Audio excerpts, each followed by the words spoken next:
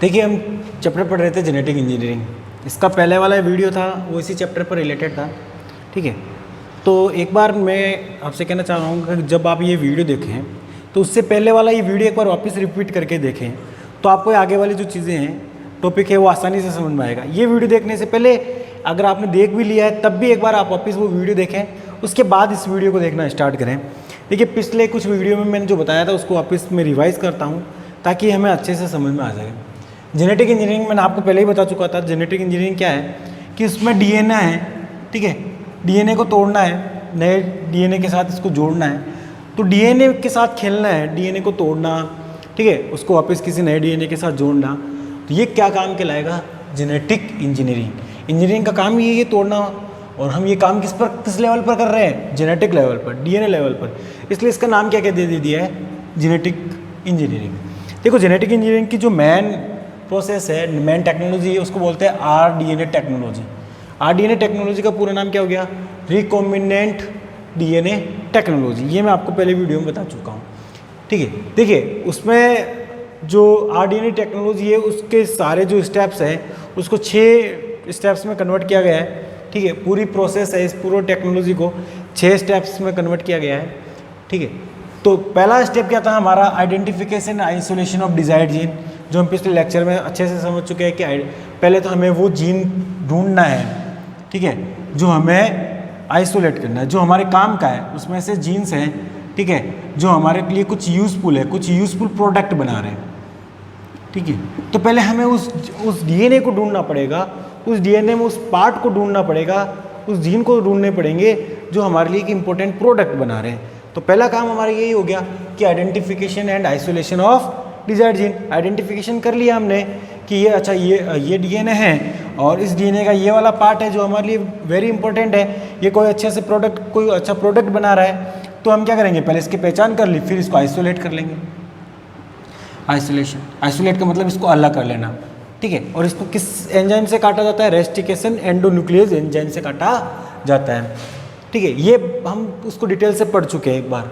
अब इसके बाद दूसरा जो हमारा स्टेप था वो था सिलेक्शन ऑफ क्लोनिंग वेक्टर, ठीक है। Selection of cloning vector. अब क्लोनिंग वेक्टर क्या है? एक व्हीकल मान सकते हैं हम, एक व्हीकल मान सकते हैं जो हमारे डिजायर्ड जीन को होस्ट सेल में लेके जाएगा। जैसे हम सपोज करो ये हमारी कोई बैक्टीरिया सेल है, ई कोलाई, इसको मैंने कह दिया ये होस्ट सेल है। क्या है? सेल। ये इस डीएनए को, अब ये इसका डीएनए, अब इस वाले डीएनए को यहाँ इसके अंदर लेके जाना है, इस होस्ट सेल के अंदर इस डीएनए को लेके जाना है। तो कौन लेके जाएगा? इसको लेके जाने वाला है वेक्टर। कौन लेके जाएगा? Cloning vector. तो इस डिजायर्ड डीएनए को इस होस्ट सेल के ले जाने के लिए, उस सेल के अंदर ले जाने के लिए जिस व्हीकल की हमें ज़रूरत पड़ती है उस व्हीकल को हम बोलते हैं क्लोनिंग वेक्टर, ठीक है। यहाँ तक समझ में आ गया? अच्छा, तो क्लोनिंग वेक्टर है तो उसकी क्या ऐसी प्रॉपर्टीज़ होनी चाहिए? भाई हर किसी को तो हम क्लोनिंग वेक्टर बना नहीं सकते, तो क्या क्या ऐसी प्रॉपर्टीज़ होनी चाहिए कि वो एक अच्छा क्लोनिंग वेक्टर बन सके, ताकि हम उसके अंदर हमारा ये जो डिजायर्ड डीएनए है वो उसके अंदर हम उसको जोड़ सकें। तो देखो क्लोनिंग वेक्टर की क्या क्या प्रॉपर्टीज़ होनी चाहिए मैं पिछले लेक्चर में बता चुका हूँ, एक बार वापस रिवाइज करता हूँ। देखो easily enter into host cell. पहले हमारे पास जैसे ये इकोलाई सेल है, ये इकोलाई सेल है, ठीक है। हमारे पास क्लोनिंग वेक्टर ऐसा होना चाहिए कि ये इसके अंदर आसानी से होस्ट सेल के अंदर जा सके, ठीक है। इकोलाई को एज ए होस्ट सेल हम यूज़ कर रहे हैं, तो हमारा क्लोनिंग वेक्टर कैसा होना चाहिए? क्लोनिंग वेक्टर ऐसा होना चाहिए कि इजीली होस्ट सेल के अंदर एंटर कर जाए। दूसरा, इट कंटेन रेस्ट्रिकेशन, ठीक है। क्लोनिंग वेक्टर हो गया easily enter into the host cell, आसानी से देखो एक है कि इसके अंदर जाने के बाद ये आसानी से रेप्लिकेट कर सके। क्या कर सके? रेप्लिकेशन इसका हो सके। देखो भैया क्लोनिंग वेक्टर है, एक तो आसानी से होस्ट सेल में अंदर चला जाए, अब ये होस्ट सेल के अंदर आ गया, अब इसकी रेप्लिकेशन भी होनी चाहिए, क्योंकि जब रेप्लिकेशन होगा तो ट्रांसडक्शन होगा, फिर हमारा ट्रांसफॉर्मेशन होगा और ट्रांसफॉर्मेशन के थ्रू हमारा प्रोडक्ट बनेगा, ठीक है। तो पहला पॉइंट क्या हो गया? आसानी से एंटर कर गया, चलो आसानी से। दूसरा पॉइंट क्या हो गया? ये इसके अंदर जाने के बाद इसका रेप्लिकेशन भी होना चाहिए। अब देखो इसमें बहुत सारी रेस्ट्रिकेशन साइट होनी चाहिए, इस क्लोनिंग वेक्टर में क्या होनी चाहिए? बहुत सारी रेस्ट्रिकेशन साइट होनी चाहिए ताकि हम इसको काट सकें, जगह जगह से इसको काटा जा सके। और हमारा जो जैसे यहाँ से काट दिया, ये हमारा डिजायर्ड डीएनए, और इस डिजायर्ड डीएनए को मैं यहाँ पे जोड़ सकूँ। इसलिए बहुत सारी अलग से रेस्ट्रिकेशन साइट होनी चाहिए, मार्कर जीन होने चाहिए, जिससे हम इस ये जो हमारा क्लोनिंग वेक्टर है, ठीक है, ये जब किसी के अंदर इकोलाई सेल होस्ट सेल के अंदर ट्रांसफॉर्म होगा तो ये सेल्स ट्रांसफॉर्म्ड हुई है नहीं हुई है, ठीक है, उसका पता लगाने के लिए हमारे पास बहुत सारे मार्कर जीन होने चाहिए। क्लोनिंग वेक्टर में ORI सीक्वेंस होना चाहिए। ORI सीक्वेंस का मतलब क्या है? ओरिजिन ऑफ रेप्लिकेशन, जहाँ से रेप्लिकेशन स्टार्ट होगा वो सीक्वेंस भी हमारे पास प्रेजेंट होने चाहिए। इसमें प्रोमोटर और ऑपरेटर जीन्स होने चाहिए जहाँ से हम रेप्लिकेशन स्टार्ट करते हैं, ठीक है। तो प्रोमोटर ऑपरेटर जीन के कुछ सीक्वेंस के बाद ही ORI सीक्वेंस होता है जहाँ से रेप्लिकेशन स्टार्ट होता है। अब देखो, ये तो हमने ये क्लोनिंग जो वेक्टर है उसकी प्रॉपर्टीज़ है कि भैया आप कोई सा भी क्लोनिंग वेक्टर लो, इसमें क्लोनिंग वेक्टर में ये प्रॉपर्टीज़ तो होनी चाहिए, तभी हम एज ए उस क्लोनिंग वेक्टर यूज़ में ले सकते हैं। अब देखो, मेन हमें 3 क्लोनिंग वेक्टर के बारे में पढ़ना है, plasmid cloning vector, bacteriophage cloning vector और कोज़मिड क्लोनिंग वेक्टर। 3 क्लोनिंग वेक्टर के मेनली हमें इसमें डिस्क्राइब किया कर रखा है। कौन कौन से? Plasmid cloning vector, bacteriophage cloning vector और कोज़मिड क्लोनिंग वेक्टर। चलो, प्लाज्मिड क्लोनिंग वेक्टर के बारे में पूरा डिटेल से आपको डायग्राम समझा चुका हूँ। एक एग्जांपल इसका हमने लिया था PBR 322, ठीक है, उसमें सारा हमने डायग्राम बनाया था, उसमें सारे ये सीक्वेंस डाले थे, जैसे हम ये ऐसा डायग्राम बनाया था, उसमें ORI सीक्वेंस भी लिया था, ठीक है, मार्कर जीन भी लिए थे, ये मार्कर जीन है, बहुत सारी अलग अलग हमने रेस्ट्रिकेशन साइट भी ली थी, ठीक है, रेस्ट्रिकेशन साइट भी हमने काम में ली थी। तो ये डायग्राम मैं आपको बता चुका हूँ प्लाज्मिड के बारे में, ठीक है, इसलिए मैंने आपको कहा था कि ये वीडियो देखने से पहले आप वो वीडियो देखें तो आपको ज़्यादा बेटर समझ में आएगा। प्लाज्मिड क्लोनिंग वेक्टर के बारे में हम बात कर चुके हैं। एक अच्छा क्लोनिंग वेक्टर है जो हमारे डिजायर्ड जो जीन है, डिजायर्ड DNA है, उसको होस्ट सेल के अंदर लेके जाएगा। एक तो हो गया प्लाज्मिड। आपको पता है प्लाज्मिड क्या होता है? प्लाज्मिड होता है extra chromosomal part of bacteria cell. ये जैसे ये बैक्टीरिया सेल है, इसका खुद का एक DNA है, इसके अलावा एक और DNA होता है, उसको हम बोलते हैं प्लाज्मिड। तो extra chromosomal part of bacteria cell is called plasmid. तो उस प्लाज्मिड को हम as a cloning vector use में लेते हैं। देखो, ये प्लाज्मिड वेक्टर है, इसमें ये सारी प्रॉपर्टीज होनी चाहिए। अब मैं प्लाज्मिड वेक्टर के बारे में बात कर चुका हूँ, तो आज मैं बात करूँगा बैक्टीरियोफाज और कोज़मिड वेक्टर के बारे में। देखो, बैक्टीरियोफाज वेक्टर क्या होता है? अब मैं चाहे वेक्टर कोई सा भी लूँ, सारे में ये प्रॉपर्टीज़ आपको लिखनी ही है, ठीक है। चाहे अब आपके एग्जाम में कोई सा भी वेक्टर पूछ ले, चाहे प्लाज्मिड पूछ ले, तब भी उसके अंदर ये प्रॉपर्टीज़ लिखनी है। आपको बैक्टीरियोफाज पूछ ले, तब भी ये आपको प्रॉपर्टीज़ उसमें लिखनी है। चाहे कोज़मिड वेक्टर पूछ ले, तब भी आपको ये प्रॉपर्टीज़ लिखनी है, क्योंकि ये सारी कॉमन प्रॉपर्टीज़ है। किसके लिए? क्लोनिंग वेक्टर के लिए। तो जब ये कॉमन प्रॉपर्टीज़ है तो ये सबके लिए आएगी, इसलिए मैंने बार बार इसको नहीं लिखा है, आपकी नोटबुक में भी नहीं लिखा गया है। तो आप समझ लेना है कि ये सारी कॉमन प्रॉपर्टीज़ है, तो ये प्लाज्मिड के लिए भी फुलफिल हो रही है, ठीक है, ये बैक्टीरियोफाज के लिए भी है और ये कोज़मिड के लिए भी है। तो जब हम बैक्टीरियोफाज, अगर एग्जाम में केवल बैक्टीरियोफाज आ जाए तो आपको ये क्लोनिंग वेक्टर की ये प्रॉपर्टीज़ तो आपको लिखना ही है। चलो अब बैक्टीरियोफाज देख लेते हैं। ये क्या होता है बैक्टीरियोफाज? देखो, ऐसे वायरस जो बैक्टीरिया को इन्फेक्ट कर सके। तो कुछ ऐसे वायरस होते हैं जो बैक्टीरिया सेल को भी इन्फेक्ट कर देते हैं।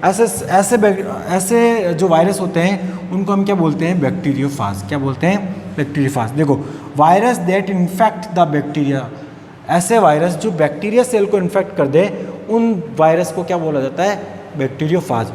अब देखो, हमारे लिए यही तो इम्पोर्टेंट है कि हमें एक ऐसा वायरस मिल गया जो बैक्टीरिया सेल को इन्फेक्ट कर सकता है। इसका मतलब अगर मैं ई कोलाई के रूप में हमें होस्ट सेल लूँ, ये होस्ट सेल लेता हूँ ई कोलाई के रूप में, तो मेरे पास ऐसा एक अच्छा सा वायरस पता है, ठीक है, जो इसको इन्फेक्ट कर सकता है, तो आसानी से ये इसके अंदर ट्रांसफ़र हो जाएगा, ठीक है। तो इस DNA को हम एज ए क्या ले लेंगे? क्लोनिंग वेक्टर के रूप में काम में ले लेंगे। तो बैक्टीरियोफाज क्या हो गया? सिंपल सा है, ऐसा वायरस जो बैक्टीरिया को इन्फेक्ट कर दे, ऐसे वायरस को हम क्या बोलते हैं? बैक्टीरियोफाज। अब इसके एग्जाम्पल आपको इंपॉर्टेंट याद रखने हैं कि बैक्टीरियोफाज के क्या एग्जाम्पल है। अब वो एग्जाम में केवल एग्जाम्पल भी पूछा जा सकता है, बैक्टीरियोफाज क्लोनिंग वेक्टर के एग्जाम्पल बताइए। तो एक तो है लैम्डा बैक्टीरियोफाज, एक है M13 बैक्टीरियोफाज। ये दो वेरी इंपॉर्टेंट आपको एग्जाम्पल नाम याद ही रखने हैं कि बैक्टीरियोफाज क्लोनिंग वेक्टर के दो एग्जाम्पल के नाम बताइए। तो आप क्या बताओगे? लैम्डा बैक्टीरियोफाज और M13 बैक्टीरियोफाज। अब देखो, इसकी क्या कुछ ज़्यादा इंपॉर्टेंट अलग से प्रॉपर्टीज़ है, प्लाज्मिड से।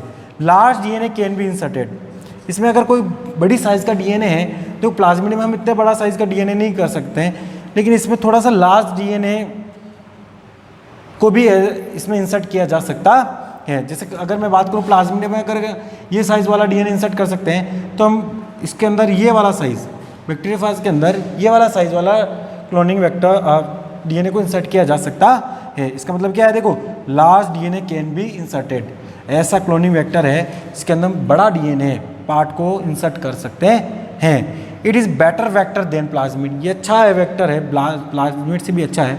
देखो इसमें तो जो हमारा प्लाज्मिड होता है वो तो सर्कुलर होता है, जबकि इसके अंदर जो डीएनए है एज ए क्लोनिंग वेक्टर काम लेंगे वो कैसा है, लीनियर है और डबल हेलिकल है। कैसा है, लीनियर और डबल हेलिकल। वो सर्कुलर है, ये कैसा है, लीनियर है। और देखिए इसमें जैसे ये इसका डीएनए पार्ट है, इसमें ये हमारा पार्ट काम का नहीं है, अगर ये वाला भी पार्ट काम का नहीं है तो इसको हम आसानी से रिमूव किया जा सकता है, क्योंकि हम सारा DNA as a cloning vector काम में नहीं लेते हैं, हम उस डीएनए का कुछ पार्ट ही एज ए क्लोनिंग वेक्टर काम में लेते हैं, जो इंपॉर्टेंट होता है, जो यूजलेस होता है, जो हमारे काम का नहीं है, एज ए क्लोनिंग वेक्टर के रूप में हमारे काम में नहीं आ रहा है, तो हम उसको रिमूव कर देते हैं, क्योंकि उसकी साइज़ बड़ी हो जाएगी अगर रिमूव नहीं करेंगे। तो उसकी साइज़ छोटी करने के लिए हम क्या करते हैं, अनवांटेड पार्ट होता है डीएनए का, उसको हटा देते हैं। तो एक इसकी खासियत ये हो गई कि इसमें से इस डीएनए से आसानी से अनवांटेड पार्ट को हटाया जा सकता है। तो देखो 2 पॉइंट हम पढ़ चुके हैं, इसमें क्लियर कर चुके हैं, ठीक है। सॉरी, अब एक बैक्टीरियोफाज हो गया क्लोनिंग वेक्टर। अब हम लास्ट क्लोनिंग वेक्टर पढ़ रहे हैं, कोज़मिड। देखो कोज़मिड वेक्टर क्या है, ठीक है, याद रखना ये हाइब्रिड है, हाइब्रिड क्लोनिंग वेक्टर है। ये प्लाज्मिड और बैक्टीरियोफाज को मिला के बनाया गया है। किसको, प्लाज्मिड और बैक्टीरियोफाज। अब बैक्टीरियोफाज में भी किसको मिलाया है, लैम्डा बैक्टीरियोफाज। तो आपको यहाँ याद रखना है, इंपॉर्टेंट है ये फिर, कि कोज़मिड वेक्टर किसका हाइब्रिड है। तो आपको याद रखना है कोज़मिड वेक्टर है जो प्लाज्मिड और लैम्डा बैक्टीरियोफाज का हाइब्रिड, दोनों को मिला के, दोनों के डीएनए को मिला के एक नया क्लोनिंग वेक्टर बनाया गया। उसका नाम क्या रखा है इन्होंने, कोज़मिड। क्या रखा, कोज़मिड। देखो इसमें दोनों के प्रॉपर्टीज़ होती है, प्लाज्मिड वाली प्रॉपर्टीज़ भी है इसके अंदर और इसके अंदर बैक्टीरियोफाज वाली प्रॉपर्टीज़ भी है। तो एक बेटर क्लोनिंग वेक्टर हमारे तैयार हो गया। अब इस कोज़मिड को बनाने वाला कौन है, तो इस साइंटिस्ट का नाम भी आपको याद रखना है, बारबरा हॉर्न और जॉन कॉलिंस। कौन है, बारबरा हॉर्न्स और जॉन कॉलिंस। इन्होंने इस वेक्टर को बनाया था, और कब बनाया था, 1978 को। कब बनाया था भैया, 1978 को। तो ये साइंटिस्ट के नाम भी आपको याद रखने, पूछ लिया जाता है कि भैया कोज़मिड वेक्टर को बनाने वाले कौन से साइंटिस्ट थे, तो बारबरा हॉर्न और जॉन कॉलिंस। अब इसका एग्जाम्पल ही भी हमें याद रखना है कि एग्जाम्पल क्या है, कोज़मिड PLFRS, याद रखना है, कोज़मिड PLFRS। तो तीनों प्लाज्मिड के हमें एग्जाम्पल याद हो गए। और प्लाज्मिड वेक्टर का क्या था, प्लाज्मिड वेक्टर का एग्जाम्पल क्या था भैया, PBR 322। और दूसरा बैक्टीरियोफाज का क्या था, बैक्टीरियोफाज वेक्टर का एक तो लैम्डा और दूसरा M13। कौन सा था, M13, लैम्डा और M13। अब तीसरा आ गया हमारे कोज़मिड। तो कोज़मिड वेक्टर का एग्जाम्पल क्या है, कोज़मिड PLFRS। तो आपको याद रखने हैं। तो वेरी सिंपल, हमने दूसरा स्टेप कंप्लीट कर लिया है। पहला था हमारा identification and isolation of desired gene, हमने पता कर लिया कि ये जीन हमारे लिए इंपॉर्टेंट है। फिर हमने एक इंपॉर्टेंट काम और कर लिया भाई, हमने अब उस व्हीकल का भी चयन कर लिया, उसका भी सिलेक्शन कर लिया है जो हमारा डिजायर्ड डीएनए को किसके अंदर लेके जाएगा, होस्ट सेल के अंदर। जैसे ये हमारा डिजायर्ड डीएनए है, ये क्लोनिंग वेक्टर है। अब हम क्या करेंगे, इस क्लोनिंग वेक्टर को, इस डिजायर्ड डीएनए को इस क्लोनिंग वेक्टर के साथ जोड़ देंगे, ठीक है, फिर इसको इसके अंदर ट्रांसफ़र कर देंगे, ठीक है। तो हमारा एक क्लोनिंग वेक्टर भी तैयार हो चुका है जो एक व्हीकल का काम करेगा इस हमारे डिजायर्ड डीएनए को होस्ट सेल के अंदर ले जाने के लिए। तो 2 स्टेप हम कंप्लीट कर चुके हैं। अब हम बात करते हैं तीसरे स्टेप की। देखिए तीसरा स्टेप क्या है, insertion of desired gene in cloning vector. अब देखो भैया, ये हमारा डिजायर्ड डीएनए है, ये हमारा क्लोनिंग वेक्टर है। ये क्या है, क्लोनिंग वेक्टर। ये है हमारा डिजायर्ड जीन या डीएनए, डिजायर्ड डीएनए के दो, ठीक है। ये हमारा डिजायर्ड डीएनए है, ये हमारा क्लोनिंग वेक्टर है। तो हमने डिजायर्ड डीएनए को भी सिलेक्शन कर लिया, क्लोनिंग वेक्टर का भी सिलेक्शन कर लिया। तो अब थर्ड स्टेप क्या आएगा? थर्ड स्टेप आएगा इस डिजायर्ड डीएनए को इस क्लोनिंग वेक्टर के साथ जोड़ना है। क्या करना है? इस डिजायर्ड डीएनए को इस क्लोनिंग वेक्टर के साथ जोड़ना है। जैसे ये क्लोनिंग वेक्टर है, अब इसको भी यहाँ से काटना पड़ेगा, ठीक है, फिर ये कटेगा, फिर यहाँ से इसको हम हमारे डिजायर्ड डीएनए को जोड़ देंगे। तो तीसरा स्टेप क्या जाएगा? इंसिरेशन ऑफ डिजायर्ड जीन या डीएनए इन क्लोनिंग वेक्टर। तो ये किसकी हेल्प से करेगा? ये जो काम होगा वो एंजाइम की हेल्प से होगा। किसकी हेल्प से होगा? एंजाइम की हेल्प से। देखो मेनली दो एंजाइम काम आएंगे। एक क्या काम आएगा? एक तो इसको काटने वाला, भाई क्लोनिंग वेक्टर है, इसको काटने वाला एंजाइम चाहिए। तो काटने के लिए हमारे पास रेस्टिकेशन एंडोन्यूक्लियस एंजाइम होता है। इनको मोलिक्यूलर सीजर भी कहते हैं, आणविक कैंचिया, ठीक है। तो एक तो इस क्लोनिंग वेक्टर को काटने वाला चाहिए ताकि हम इसको हमारा डिजायर्ड डीएनए इसके साथ जोड़ सकें। तो इसको काटने वाला एंजाइम कौन सा है? Rustication endonuclease enzyme. चलो इसको काट दिया रेस्टिकेशन एंडोन्यूक्लियस एंजाइम के द्वारा। फिर क्या होगा? इस डीएनए को जोड़ना है तो हमें एक जोड़ने वाला एंजाइम चाहिए। कौन सा? डीएनए लाइगेज एंजाइम, ठीक है। दो में लिए एक एंजाइम काम आएंगे, एक तो काटने वाला, दूसरा उस डीएनए को जोड़ने वाला। तो काटने वाला एंजाइम कौन सा है? Rustication endonuclease enzyme. और डीएनए को जोड़ने वाला एंजाइम कौन सा है? लाइगेज एंजाइम, ठीक है। तो ये एंजाइम की हेल्प से हम क्या करते हैं? जो हमारा डिजायर्ड डीएनए है उसको क्लोनिंग वेक्टर के साथ इंसर्ट करा देते हैं, उसका इंसरेशन करवा दिया जाता है। अब 3 पॉइंट हमारे क्लियर हो चुके हैं। पहला हमने कह दिया था identification of isolation of desired gene, हमने सिलेक्शन कर लिया क्लोनिंग वेक्टर का। फिर हमने तीसरा काम किया कि हमारा डिजायर्ड डीएनए को हमने क्लोनिंग वेक्टर के साथ जोड़ना है, तो हमने वो एंजाइम की हेल्प से किया। कौन कौन से एंजाइम काम में लिए? रेस्टिकेशन एंडोन्यूक्लियस एंजाइम काम में लिया और लाइगेज एंजाइम काम में लिया। रेस्टिकेशन एंडोन्यूक्लियस क्या कर रहा था? इसको कट करने के काम आया, और लाइगेज काम क्या आया? इस डीएनए को जोड़ने के काम आया। अब चौथा पॉइंट देख लेते हैं। अब क्या करेगा भाई? ये तैयार हो गया, ये हमारा क्लोनिंग वेक्टर तैयार हो गया जिसके अंदर हमारा डिजायर्ड डीएनए प्रेजेंट है, ठीक है। अब हम क्या करेंगे? Transfer of r DNA into host cell. अब इस क्लोनिंग वेक्टर को क्या बोलेंगे? जिसके अंदर देखो ये क्लोनिंग वेक्टर था और ये हमारा डिजायर्ड डीएनए है। अब दोनों को क्या बोलेंगे हम? R DNA. क्या बोलेंगे? क्योंकि देखो रिकॉम्बिनेशन हो गया है, रिकॉम्बिनेंट डीएनए बोलेंगे। अब इसको क्या बोलेंगे हम? Recombinant DNA. अब अगला काम क्या है भैया? Transfer of r DNA into host cell. अब ये जो आर डीएनए बन चुका है, क्या बन चुका है?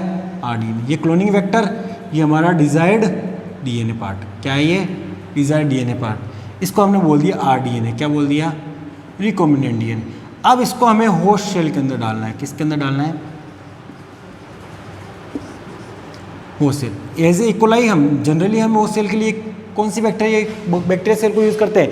E coli cells. इकोलाई जो बैक्टीरिया सेल्स है जनरली हम उसको होस्ट सेल के रूप में काम में लेते हैं। अब इस आर डीएनए को इस होस्ट सेल में डालने के लिए बहुत सारे मेथड हैं, ठीक है। देखो ट्रांसफॉर्मेशन के द्वारा इसको पास में लाएंगे, ट्रांसफॉर्मेशन हो जाता है। ट्रांसडक्शन के द्वारा वायरस के थ्रू इसको ट्रांसफ़र कर देंगे। और प्लाज्मिड फिजिकल मेथड, बहुत सारे फिजिकल मेथड होते हैं, जैसे गन मेथड होता है, ठीक है। केमिकल्स मेथड होते हैं, बहुत सारे केमिकल्स के थ्रू इसको इसके अंदर ट्रांसफ़र कर दिया जाता है। तो जनरली आपने नाम दे रखा है तो याद रखना है ट्रांसफॉर्मेशन के द्वारा, ट्रांसडक्शन के द्वारा और बहुत सारे फिजिकल मेथड। हम फिजिकल मेथड को बहुत सारे डिटेल से पढ़ने वाले हैं हमारे नेक्स्ट चैप्टर में, ठीक है। तो ट्रांसफ़र करेंगे। जो चौथा स्टेप क्या होगा? इसको इसके अंदर ट्रांसफ़र करना है आर डीएनए को, ठीक है। अब इसको क्लोनिंग वेक्टर नहीं बोलेंगे, अब इसको क्या बोलेंगे हम? आर डीएनए, क्योंकि हमने इसके साथ क्या जोड़ दिया है? हमारा डिजायर्ड डीएनए। अब इस आर डीएनए को हमने इसके अंदर होस्ट सेल के अंदर ट्रांसफ़र कर दिया। उसके बहुत सारे मेथड हैं, जैसे ट्रांसफॉर्मेशन है, ट्रांसडक्शन है, बहुत सारे फिजिकल मेथड हैं, ठीक है, केमिकल मेथड है। इसके थ्रू हमने इसके अंदर ट्रांसफ़र कर दिया। ये हमारा आ गया इसके अंदर, ये हमारा आर डीएनए किसके अंदर आ गया? इकोलाई के अंदर। अब क्या करना है? देखो selection of host cell which contain r DNA with the help of marker gene. ऐसे हमने बहुत सारी सेल्स बनाई, ठीक है। एक सेल तो बनाएंगे नहीं, ऐसे मानिए इकोलाई सेल बहुत सारी ली मैंने, बहुत सारी इकोलाई सेल्स ली।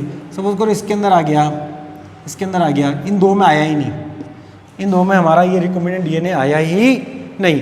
तो इन दो सेल्स की पहचान कैसे करेंगे? ठीक है, इन दो सेल्स की पहचान कैसे की जाएगी कि इनके अंदर तो रिकॉम्बिनेंट डीएनए आया ही नहीं। अब हम क्या करेंगे? देखो हमारे पास बहुत सारे कौन से थे? Marker gene. हमने स्टार्टिंग में 2 मार्कर जीन काम में लिए थे, एक तो एम्पिसिलिन रेजिस्टेंस जीन, याद करना, एक tetracycline resistance gene. 2 antibiotic resistance gene हमने एज ए मार्कर जीन के रूप में काम में लिए थे। कौन कौन से? एम्पिसिलिन रेजिस्टेंस जीन और टेट्रासाइक्लिन रेजिस्टेंस जीन। अब देखो ये दोनों एंटीबायोटिक है, अगर मैं अब इनकी क्या करूँगा, इन सब सेल्स की एंटीबायोटिक में ग्रोथ करवाऊंगा। किसकी? ये एंटीबायोटिक ले लूँगा मैं, कौन सा एंटीबायोटिक लूँगा? एम्पिसिलिन और टेट्रासाइक्लिन एंटीबायोटिक ले लूँगा, इसके अंदर एम्पिसिलिन और टेट्रासाइक्लिन भर दूंगा। ठीक है, अब देखो जिसके अंदर ये हो सेल, जिस ई कोलाई सेल के अंदर ये है वो तो सर्वाइव कर जाएगा, और जिसके अंदर ये रिकॉम्बिनेंट डीएनए नहीं है, ये ई कोलाई सेल्स, ये मर जाएगी। तो सपोज करो मैं इसको नंबर दे देता हूँ 1 2 3 4 5। ठीक है, 1 2 3 में तो रिकॉम्बिनेंट डीएनए है, 4 और 5 में रिकॉम्बिनेंट डीएनए नहीं है। अब इन सब की ग्रोथ मैं इसमें करा रहा हूँ, एम्पिसिलिन और टेट्रासाइक्लिन एंटीबायोटिक सॉल्यूशन में इसकी ग्रोथ करवा रहा हूँ। तो इनमें तो कौन सा है? इनमें तो एम्पिसिलिन और टेट्रासाइक्लिन रेजिस्टेंस जीन प्रेजेंट है, तो ये रेजिस्ट कर जाएंगे, ये जिंदा रह जाएंगे, ये मरेंगे नहीं। इनके अंदर नहीं प्रेजेंट है तो ये दोनों की डेथ हो जाएगी। इस तरह हम सिलेक्शन कर लेंगे हमारे होस्ट सेल का जिसके अंदर रिकॉम्बिनेंट डीएनए प्रेजेंट है। ठीक है, इसके बाद देखिए कौन सा आता है, एक्सप्रेशन ऑफ डिजायर्ड डीएनए।